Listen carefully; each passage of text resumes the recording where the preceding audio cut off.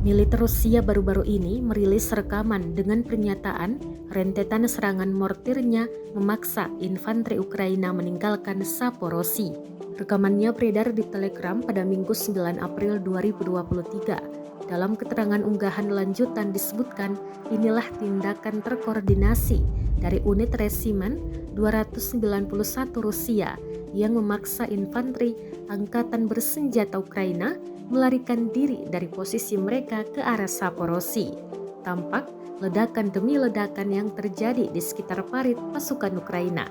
Terlihat pula sejumlah pasukan kocar-kacir meninggalkan parit dan menyelamatkan diri.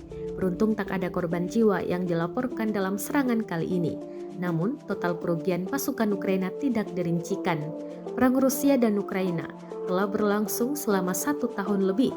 Perang tersebut dimulai tepat pada 24 Februari 2022 lalu.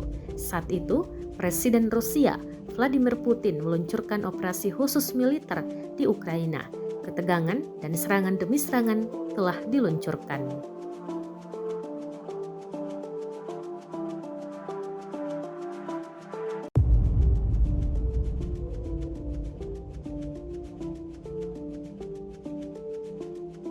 Rusia melaporkan secara total 406 pesawat Ukraina, 228 helikopter, 3.716 kendaraan udara tak berawak, 415 sistem rudal anti pesawat dieliminir sejak awal operasi khusus.